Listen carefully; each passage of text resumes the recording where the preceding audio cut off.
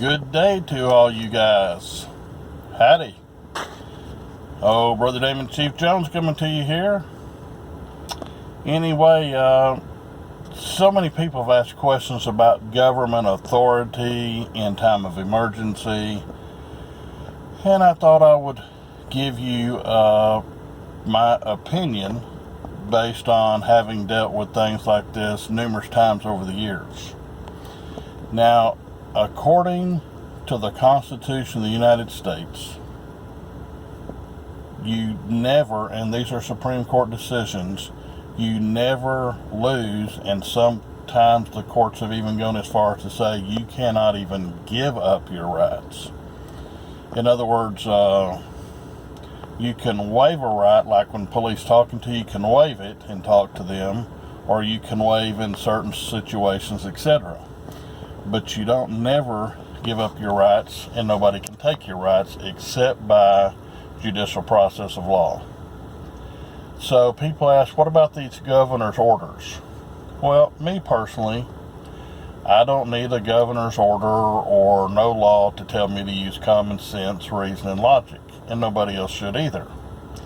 And these governor's orders are not for people like myself and most people. Most people will use common sense, reason, and logic to say, hey, I need to do the following things to stay safe during an emergency situation, depending on what that is. Also, depending on the constitution of your specific state, it may give the governor specific authorities in time of emergency. I'm not talking about the statutes and codes, policies. I'm talking about the actual Constitution. The Constitution is the ruling document. It's the supreme law of the land, because the people agreed to it in part of their being governed. Okay? Now, you can have all the policies, rules, regulations, statutes, codes, state law, as long as it's not repugnant to the Constitution of the United States or your state or both. Meaning, if there's a specific thing that the people have agreed to under that Constitution that gives certain powers, immunities, so forth and so on to the people or to the government, then that's the way it is. If you have a law that runs repugnant, which is against the Constitution, it's null and void as though it was never written. So, even under these situations, when there is so many exceptions, it's so broad-based that it's really totally unenforceable. And I think there are a few people, I don't support what they did, okay? They did something that law enforcement deemed to be inappropriate or against the governor's order, and they were arrested or cited, and they got to go to court. It's my belief, my firm belief, after talking to some legal scholars and attorneys, and I believe this to begin with, they said this is going to be a no-brainer. They're all going to be dismissed or challenged, and the appeals court will say, well, this is repugnant to the Constitution of the state or the United States, and it's null and void.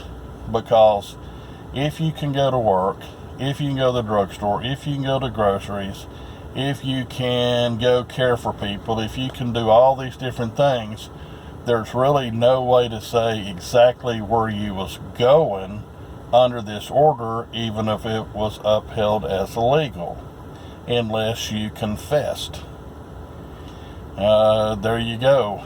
Not talking to police. I've seen numerous attorneys on YouTube saying, if the police stop you during this emergency, just as always, and most specifically now, when they say where you coming from and where you're going, silence is golden, really golden. Because if you don't confess against yourself, and they're not mind readers and don't have crystal balls, they don't know where you come from, they don't know where you're going. So at that point, they would have to make an assumption without proof. And so you're going to lose the element of the offense there. And it's a no-brainer. Now, I only go where I have to go, and so happens the places I have to go are exempt under the orders. However, keep in mind that if I thought I needed to do something and it was not within that order, I would do it anyway, so long as I knew I was being safe and reasonable and prudent, not to bring harm to myself or harm to another man or woman. If I had any suspicion that I had anything wrong with me, I would self-quarantine for public safety. Okay? I would not only quarantine myself, I would quarantine myself away from my family so as not to let them catch what I have. If a family member become contagious, then they would have to be isolated, and we would make sure they had food and they had proper care, etc. So during this time, I do not believe these orders are lawful. They're not necessarily unlawful, but they're totally broad-based, and it flies in the face of the Constitution. So anything short of martial law, I pretty well think you can do what you want to do. Not that it's smart, not that I condone it, but you have to do what you have to do so long as you're not causing injury to another. And the suspicion that you might be is not proof. That's not evidence.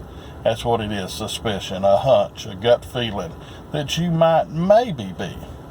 That ain't gonna work. And I think that there's reason to be cautious and watchful.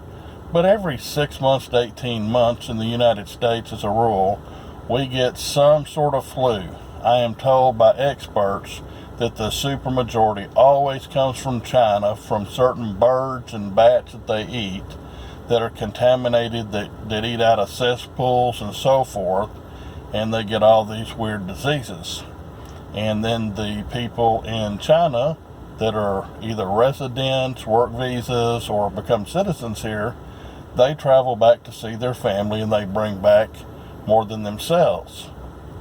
You also have businessmen and women that go there on trade deals. They bring back. You know, this is a global economy where people travel over the place. So anything short of stopping absolute total travel to China, these will continue to happen. It doesn't mean it isn't happening anywhere else in the world. It just means that's where the mother lode of everything comes from every 6 to 18 months. If you remember H1N1, swine disease, etc., or swine. I think it's swine. Yeah, that'd be a bird. I think that's right. I've been up a lot of hours, and sometimes I might misspeak myself. So, give me a little room for errors and mistakes, and if I find out I made one, then I'll be quick to correct it. I want to thank all our first responders, doctors, nurses, and care staff that go to work every day, putting their life in harm's way when they know the people that's coming there do have this or suspect it, so they put themselves at risk. Thank you. The policemen and firemen, all them people that go out and go about their duties, thank you for your service. But don't forget the guy that comes and picks up the trash.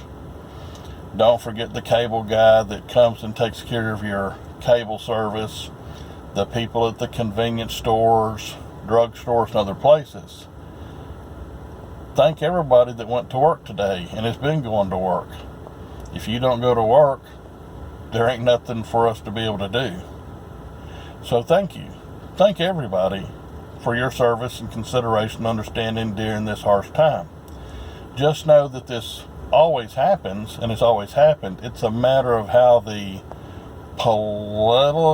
politicians and certain movers and shakers, it's how they handle it. And if you look at past years and you go back to the graphics of the locations out on the left coast out there and up on the northeast coast, they have higher than average Asian, China populations. And you'll see that these are the hot spots. It's the same way all the time. Hot spots.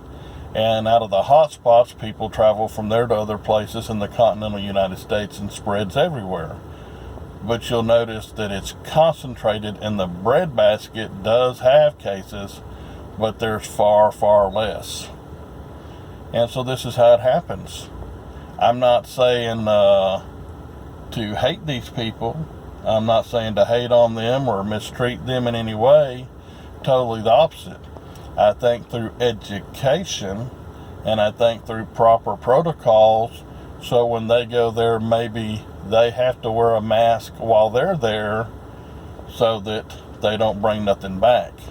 Maybe there's a quarantine period for the people that go there and come back, that they have to quarantine under some sort of supervision for maybe 14 days, see what happens to them so that they don't bring it out. In other words, people that think and people that use analogy and analytics critically, then they come up with reasonable things that are a minor inconvenience for individual people to protect the whole of society.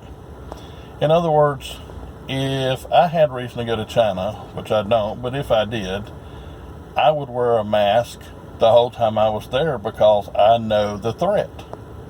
When I came back, with or without any rules, I would quarantine for 14 days at my own decision. So at the end of 14 days, if nothing is wrong with me, then I go ahead and go on. If something's wrong, then I haven't spread it. So it's common sense, decency, and respect for all people. Thank you for listening to me. God bless you and have a super great Jesus Day. That's all. Bye-bye.